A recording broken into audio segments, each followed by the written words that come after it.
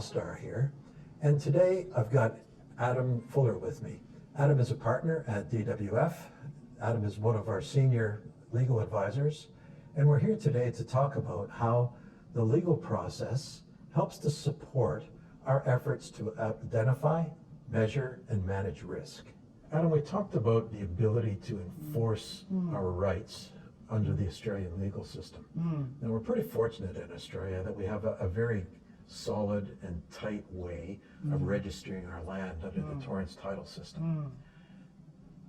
Let's have a look at what our rights are when we get a mortgage from somebody that borrows money from them. Yeah. What does a first mortgage mean?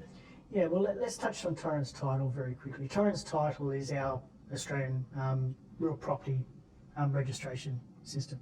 What it means that if you are either the registered proprietor on title or a mortgagee registered on title, that is indefeasible. And by what I mean, it cannot be challenged.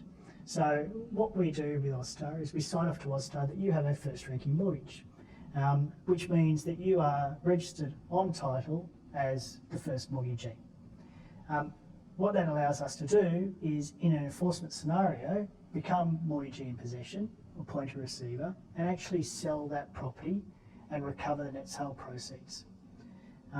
Where we have multiple financiers, so we have first and second ranking financiers, we'll ensure that we've entered into documentation, either a priority deed or a subordination deed, which regulates how those creditors behave with each other. And now the standard Austar priority and subordination regime prohibits the second ranking security provider from actually commencing any enforcement action without our consent. So if we're first ranking, we control any enforcement scenario. We also allow us to have those conversations with the borrower to work out what's the best way for Austar to get its money back in this scenario without having other creditors really challenge or force our hand in that regard. Okay, so it sounds like being in a first mortgage position is a very strong position. Very strong position, absolutely, especially in the Australian legal system. Okay. Adam, we've talked about Torrens title, but there's a bunch of different labels that people put on titles in Australia. Could you explain to us what all those labels mean? I'll explain some of them, yes. So we've obviously got freehold title. Freehold title is where you actually are the owner of the land. And it's normally blocks of land, so not units to say, it's only a block of land or with a house or a commercial property that sits on top of it. We've then got strata title, and strata title are development unit blocks. And so you'll have each of those units will have a separate strata title, and it effectively gives you the same sort of rights as freehold. However, there will be some contractual obligations as a strata title holder to maintain common areas of the property and some bylaws that you need to be aware of as well. However, from an Austar perspective, strata title gives you the same sort of rights as what a freehold unit holder will have. Leasehold is what a tenant holds in a building. So leasehold sits on top of freehold and allows Austar, if they want to lend on a leasehold interest, to take security over a leasehold interest, but you're effectively a tenant. Company title is where is freehold, but a company owns it. And so if individuals want to have units in a development which is owned by that company, then they own shares in that company. And the constitution of that company will set out what rights you have to occupy a certain unit and how you pay for certain rights in respect of that building.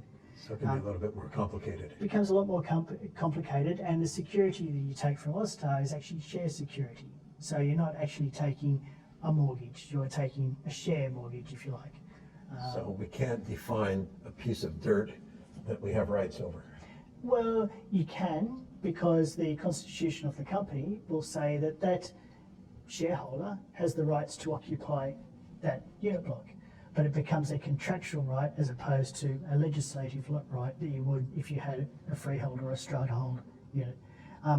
The majority of company title premises are trying to convert to strata because it becomes a much more saleable asset, and you don't have to go through the due diligence and analysis that you do on a company title property. Adam, in our documentation, there's not only the borrower and Austar. There's a third party in there, AMAL, our trustee and custodian. Yes. How do they fit into all of this? So AMAL are a professional custodian. They have all the necessary licenses to run a financial services business in Australia. And what that does is it ensures that the money flows are held by someone outside of both yourselves and ourselves. AMAL are the lender on record, so they're the lender on all the loan documents. They're also the ones that hold the mortgage. So what we do is when we get to a settlement for you, we sign off to both yourselves that all the CPs have been satisfied and that we're happy that all the registration's been made. CPs being conditions precedent, the things that need to happen before we release the money. Absolutely. And then we sign off to AMAL, who's the professional trustee, that we're happy for the money to flow. So then AMAL send the money to us. It sits in our trust account. And then we disperse it according to both your directions and also AMAL's directions. And then when we get repaid, the money goes back through AMAL. And so it's held by that professional trustee. And that's how that we ensure that there's no, the money is safe the way that we transfer the money through. You mean I don't get to fondle the money on the way through? Not that I'm aware of. Oh, that's too bad. No, the money sits in bank accounts that are actually in AMAL's name as trustee for the trusts. Absolutely. Yeah. So thanks for joining us today, Adam. Thank It's you. been very useful, I think, for our investors to understand how it is that it's a partnership between all of the various professional advisors that Austar uses to make sure that we can identify, measure, and manage risk. And you've done a great job of explaining how the legal system helps to support our risk management efforts and how the legal system supports the rights that we have in those loans and in that property to protect our investors. So thank you. Thank you, Paul.